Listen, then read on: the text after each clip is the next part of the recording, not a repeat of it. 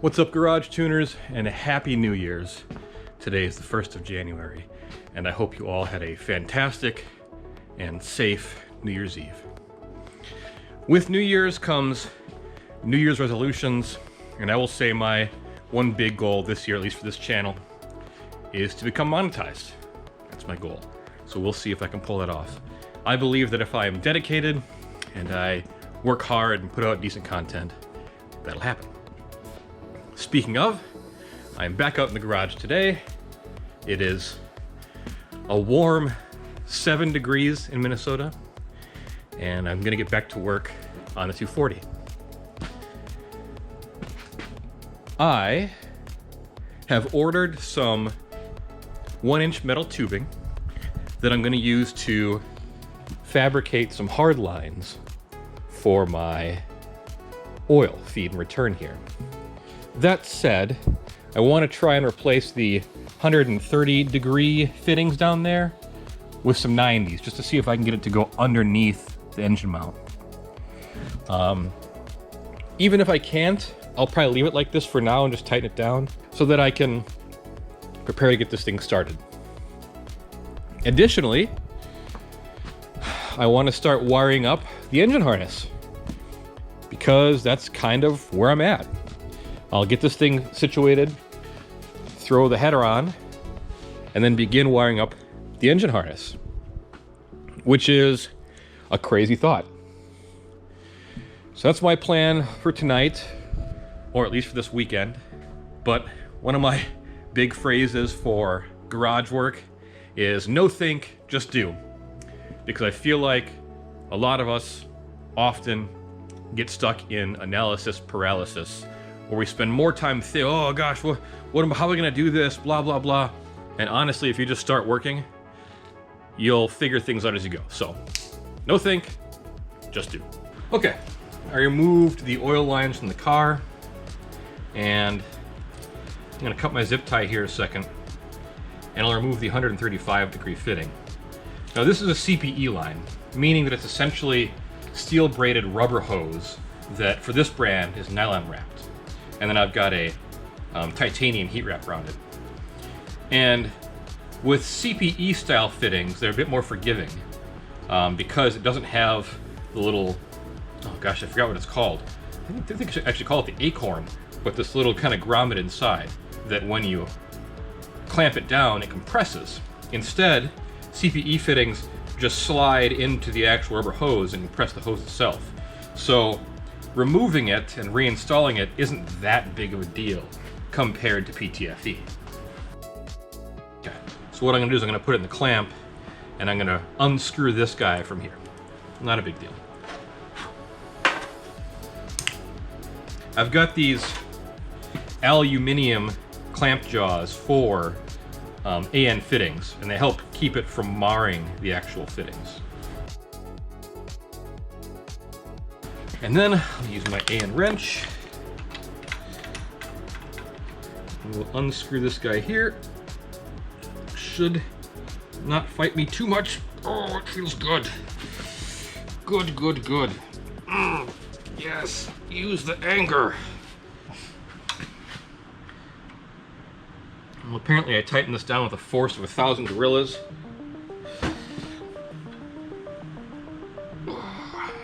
Which is good, because it's not gonna come loose. Oh. My gosh, how strong am I?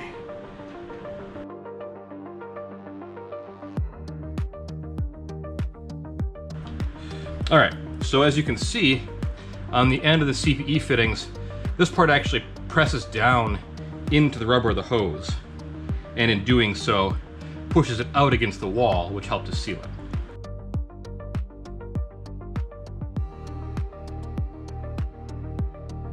All right, so we got that cleaned up back where it should be. And then I've got these full flow 90s and full flow, I think there's a PTFE 90s. I just want to show you the difference here a second. So like I said, this is the actual fitting for the CPE.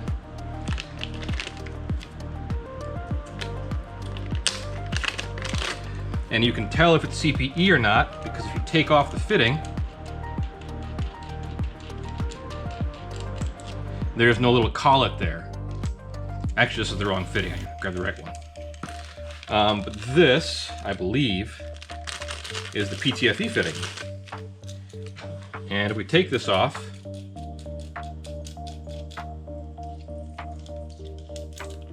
it has this little metal collet. And so you need to take this and put it on the hose around Teflon, but under the actual braiding. And then when you secure it down and clamp it, it compresses that collet around the Teflon. Do I not have the right fittings? I thought I ordered them. Let me check my stash. I have no idea how I don't have these fittings. I have a million fittings. All right.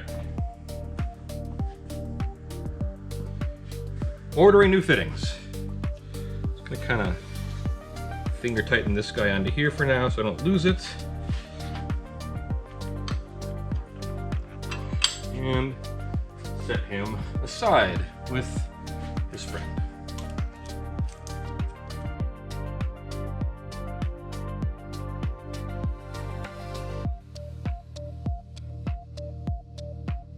I don't want to work on that side of the engine right now, at least not on the exhaust manifold until I get that on.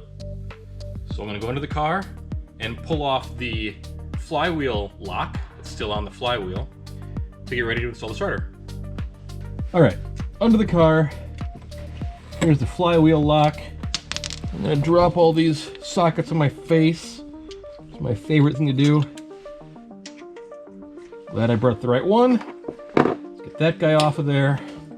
This is one of those locks you use when you're tightening down the flywheel bolts and that sort of stuff. So we've got that area freed up now. I will wheel myself out and grab, oh wait. So my buddy reminded me to plug in the crank angle sensor, because it is right there, and once the starter's in, it is nearly impossible to get to. So I need to begin the wiring harness, which is kind of crazy. So let's take a look at that first, before I do any more down here. I think I've mentioned this in other videos, but I'm going with a Holley Terminator X setup, which is great because it comes with the full wiring harness. I didn't want to mess with spending hours making a wiring harness or trying to patch them together. So brand new wiring harness, and everything is super conveniently labeled. So this one that is heat wrapped to safely go next to the headers and the starter is labeled as crank, which is fantastic. So I just kind of have to feed this down from above and then start going around the engine, plugging in the sensors. When you order the Holley Terminator X for your engine, they send you the harness specific to your engine based on the year and, as far as LS goes, generation. So different generation LSs have different sensors, have different size trigger wheels, etc. So they send you the right one. You just have to make sure you order the correct one. So let's get plugging this thing in. So I was back here plugging in my cam sensor, and it's in a place, it's so hard to see. It's this guy right here, okay? And it sits way down in there. But I couldn't get it to slot in. And so I used my little camera here, and I could see the very last pin was bent down. So using my camera and a tiny screwdriver, I carefully bent that pin back up and got it to fit. But boy, what a challenge. I gotta remember to make sure I check all the pins of things that I install before I kind of close them off and can't get to them anymore. So I've got all the sensors plugged in, except the coil packs on the driver's side. And these two right here, manifold air temperature and coolant temperature sensor. I do not have a coolant temperature sensor, and I have already used one of these guys for the steam pipe. So I'm gonna have to figure that out. I'm not sure. There is a petcock down here, and I've seen some people using that guy for coolant temp sensor. I'll have to figure out what the thread pitch is in this, and maybe I can find one that threads into there. Otherwise, thank you for falling down everything. I don't see another place for one besides getting a second one of these somehow. I'm not sure where I'd put it. I do have a manifold air temperature sensor, but I forgot that there is a adapter somewhere. I'll have to look it up. There's an adapter that you can get for your particular sensor. So I'm gonna have to get that because this looks like a 2-prong, perhaps, and mine very clearly is a 3-prong. So I'm gonna have to deal with that. And it looks ugly. I get it. I will fix it. I just want to kind of get over that hump of getting it going. And then I'll kind of dress this all in so it's nice and pretty and tucked back here and get all this crap taken care of. I also need to figure out how to deal with these. So there are 2 grounds, one for each cylinder head, and the manual recommends grounding it back here. Now this side I might be able to get to, but that side is a bit tighter. So, another challenge. And my book fell. Yeah. But I'll keep plugging away. Every minute I spend is a minute closer to completion. A quick correction before I wrap for the night. There is a map plug, and this is a map sensor. I got that mixed up in my head. But I've got to go back and look where my manifold air temperature sensor is, or should be. It might just be something I install in intake. We'll see. Anyway, just wanted to correct myself there.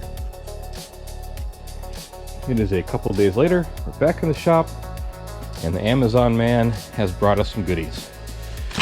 So I got my 90-degree fittings for the oil lines that I will try and see if I can make that work. I got it says a coolant oil catch can. I need some sort of overflow for the radiator. I got that. And then 2 sensors that I needed. The manifold air temperature and the coolant temperature.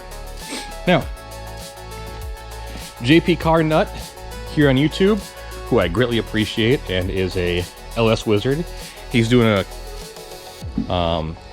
Corvette project right now and an S10 project, which I'd love to see on YouTube. I wish he'd post videos, but he posted a comment and said that this guy right here, this hex plug, is where the coolant temperature sensor goes.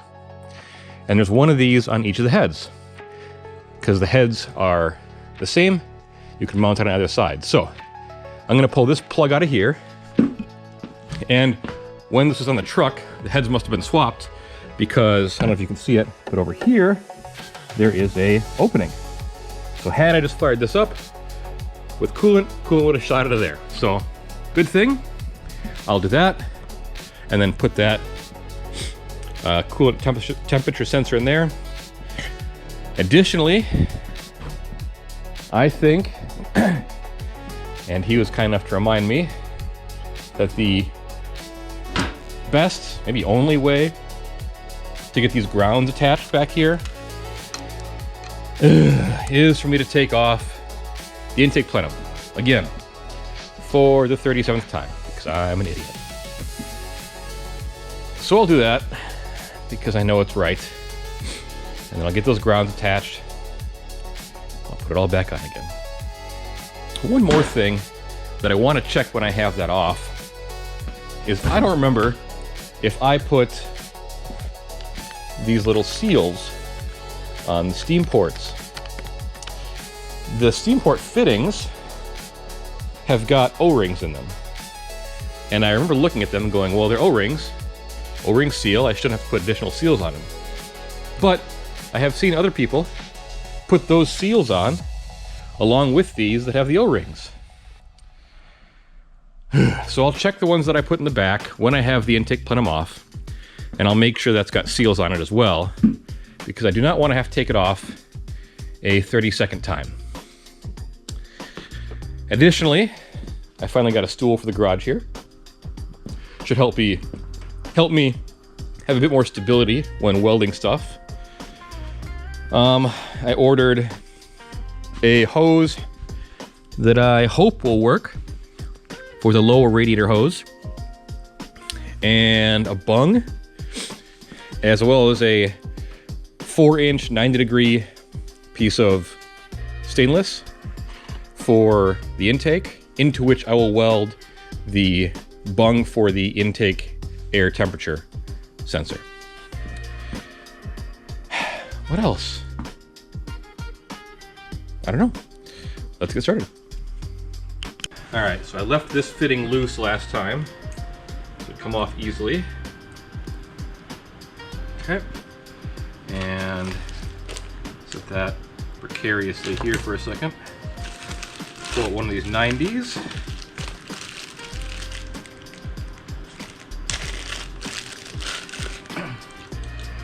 Take the little end piece off. And as you can see, these pieces here are the same. They're just standardized. So putting this into the other one's collet is no big deal. I am going to lube this up a little bit to make it easier to fit. I'm just using a general grease. Put some on the threads and put some on the actual tube that goes inside. Make sure that the hose is still all the way up. Come on. And then begin seating it inside. And you want to watch and make sure it's not pushing the hose out the bottom. It's good practice to wrap tape up against the bottom of that collet there, so you can see if it's pushed the hose out at all. All right. Take this guy, put this back on. And then what I'm gonna do is I'm just gonna go into the car and fit it up and see how well it fits, if it helps at all. Okay, I tell you what, that worked out pretty well. It routes 90 degrees from the fitting there, comes behind, or I don't know, between the motor mount and the motor, has some slack in between, connects up here fine. I'm gonna do the second one and see if that still works. And if it does, I'll take them off, clean them up, tighten them down, and call this part done.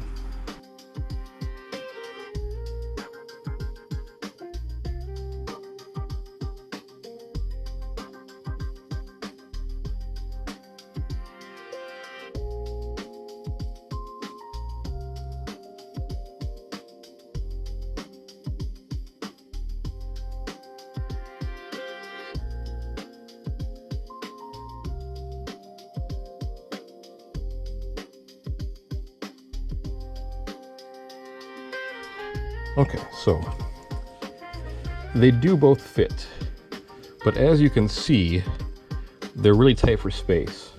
Like, this fitting is touching this one, and the back of it, when I clamp it fully down, it'll probably be okay, but otherwise it's touching the back of the engine here. Additionally, it's pretty close to the steering rack, so I'm going to mock up. I'm gonna set the headers in, and we'll see what we see. I don't know. I want to see if this is any better clearing, if it's worse, if it's the same. I mean, having it come up over the engine mount, it was touching the header over here. I don't know. This back one's kind of the trick. I can move this one forward a little bit, and that gives me some more clearance, but it's not great. So anyway, let's see here.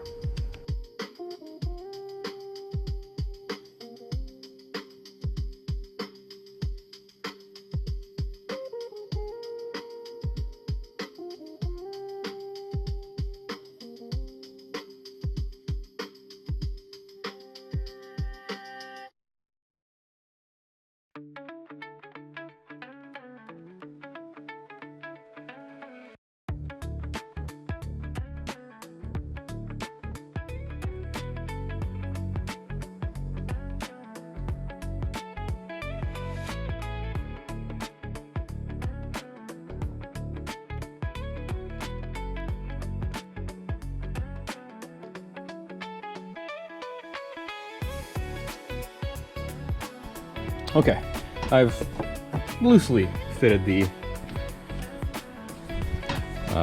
headers here. There we go, that's a little better. Just don't let it flop around. The torque specs on all this stuff is super light because of the aluminum head and block. But if you can see through there, kind of, we can see it's no longer touching the headers anymore. So let's go down below and take a look. Okay, yep, so these are nowhere near touching the headers like they were before. Awesome. So I think what I'm gonna do is shorten the back one, this one right here, up a couple of inches. And then I will finally install them back here. And then take my mounting plate here off and take that to the auto parts store to find the filter so that I can finally install that. Additionally, I think that I could probably torque the headers down as well. So yeah, cool. So I'm taking the 45, 135, whatever, 120 degree fitting off the oil filter side so that I can put it on the actual oil filter block and then measure the length of the hose. I don't want to guess and screw it up, and it's got to come off me to cut it anyway, so.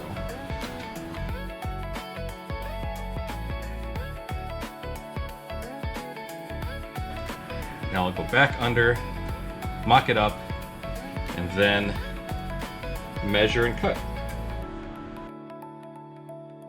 My hands are already covered in titanium. Oh, I hate that stuff. I have so many titanium slivers in the backs of my hands now from trying to get that bottom fitting in. It is a pain with those 180 degree fittings. I don't know how I'm going to tighten them down, but that is not my problem right now. So I'm going to take and install this guy here somehow. I gotta get my tripod working. I ordered a fitting so that I could put my GoPro directly on my tripod. That way I don't have to hold the camera here. Okay. And then, let me see here a second. There you go, you can hang out on the brake booster. Okay. So I want to tighten this guy down, just finger tight. And then I'm gonna pull my line up.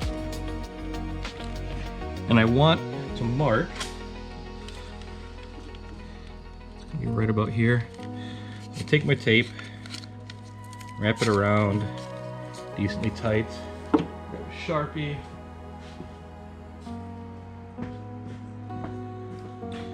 and I want to mark on the tape where it's going to sit on the fitting fully seated. So this ridge right here. I'm going to have a little bit of slop, but not a ton. So maybe like right about there. Now, I have to go down below again and pull it off, and then we'll cut it and put it back on the fitting and reinstall it. Now to cut this, it's nylon braided, wrapped around stainless steel braided, wrapped around rubber. And while you're gonna burn the rubber a little bit, I usually end up cutting it with just standard cutoff wheel. It works pretty well. Normally I don't really apply much pressure when using the cutoff wheel and let the wheel do most of the work. But with this, I found that if you apply a bit of pressure, it pushes through it nice and fast and it doesn't get caught on the back, which seems to happen if you go slow. It kind of gets caught in the back and just gets in this cycle of melting and cutting and melting and cutting the rubber. It's a pain. So it's a little bit of pressure, follow through, cuts nice and smoothly. So now we're going to take off our tape carefully, and I try and kind of pull the tape in the direction of the cut so it doesn't fray outward but up, because those frayed ends will make it a pain. And then I'm using the Evil Energy lines, and they are just on the inside here, kind of reverse threaded. So when you're screwing it on, if you screw it on backwards, it will pull the hose into it. So just get everything on there carefully, and then begin twisting it reverse. Then what you're going to do is you're going to look inside and make sure the rubber of the hose is seated against the bottom lip of the fitting. Once it is, there's nothing obstructing the other fitting from going in. Oh, I'm going to blow it out here a second.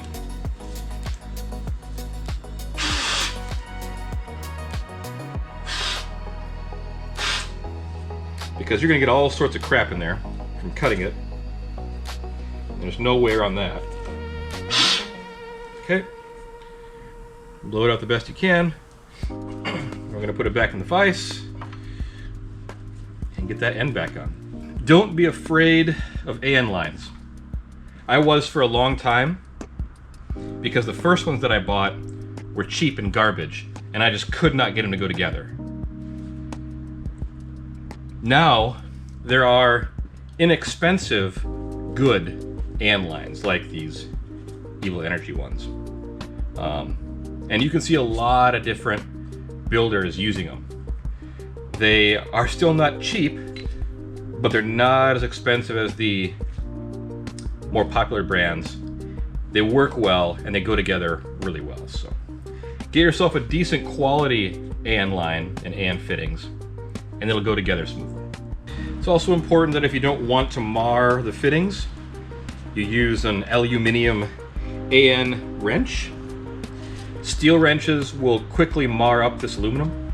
So if you don't care, which is fine, use whatever. But if you do care about the fitting, the finish and the fitting, make sure you use an appropriate AN fitting wrench. To cut this titanium heat shield, I'm just using some metal snips. And I just trimmed off the frayed ends. So let's get this fed back onto here. And then I'm going to pull it out a little bit. I'm going to tuck the end in on itself for a bit of a smoother finish here. And then I'll pull this out. Those itches. And I'll put a zip tie on the end here. This end, I'll tuck it in on itself. It looks nice.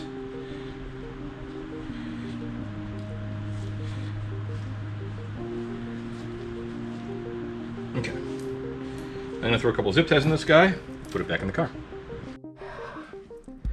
So I just spent the better part of an hour laying under the car, a good portion of that time crying, trying to get those two oil lines tightened onto the bottom of the oil pan. Gosh, what a pain. I don't know how anybody else is doing this. I would love to know how, because I must have been doing it wrong. 'Cause gosh, that was awful.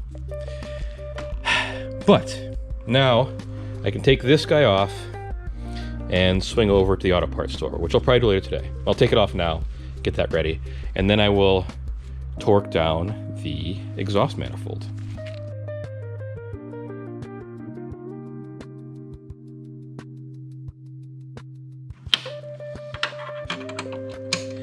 Why,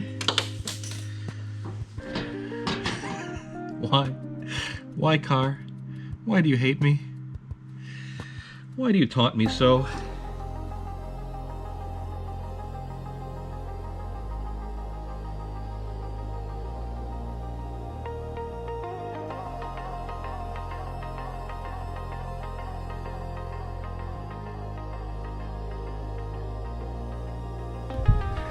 Okay, off.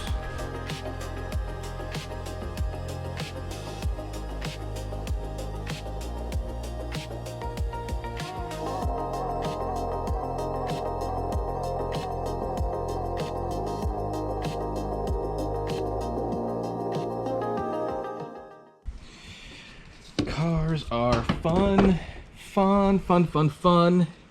I am having fun. Everything is fun.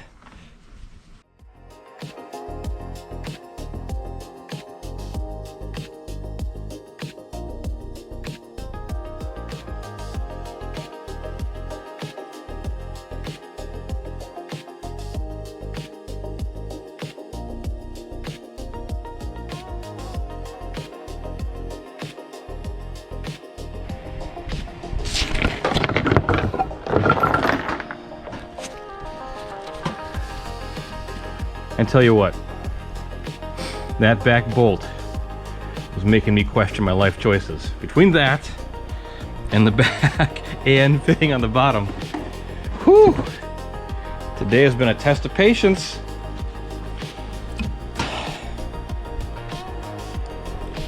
I think that's where we're gonna wrap this video. Yeah, I'm wrapping this video there. In the next one, I'll take off the intake plenum, get the coolant temperature sensor in, get the grounds on the back of the engine hooked up, get the intake plenum back on, and finalize everything on the wiring harness except for the manifold air temperature sensor. Yeah. I really appreciate you guys watching as always and coming along with me on this trying journey. I would greatly appreciate it if you'd hit subscribe down below. Stick with me. Give me advice if you have any. Leave it in the comments, please. And give me a thumbs up or thumbs down if you like what I'm doing. Otherwise, I hope you have a great new year, a great 2026, and get out in the garage. Put an hour or two into your project each day. Thank you all. See you in the next one.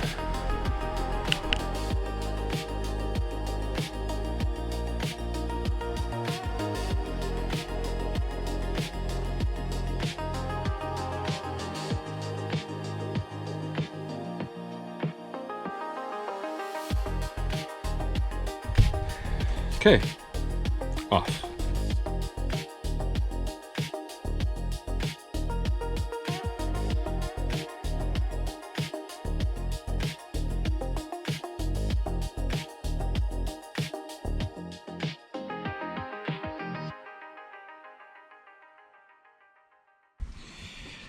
Cars are fun, fun, fun, fun, fun.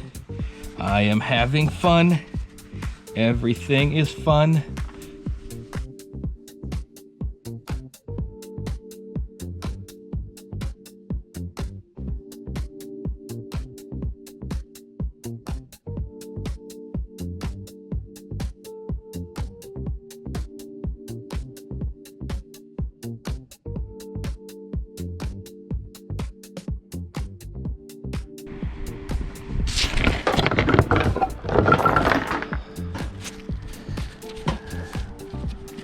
And tell you what, that back bolt was making me question my life choices. Between that and the back and fitting on the bottom, whew, today has been a test of patience.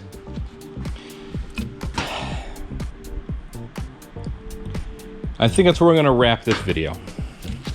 Yeah, I'm wrapping this video there. In the next one, I'll take off the intake plenum, get the coolant temperature sensor in, get the grounds on the back of the engine hooked up, get the intake plenum back on, and finalize everything on the wiring harness except for the manifold air temperature sensor. Yeah. I really appreciate you guys watching as always and coming along with me on this trying journey. I would greatly appreciate it if you'd hit subscribe down below. Stick with me. Give me advice if you have any. Leave it in the comments, please.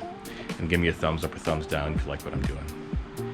Otherwise, I hope you have a great new year, a great 2026, and get out in the garage.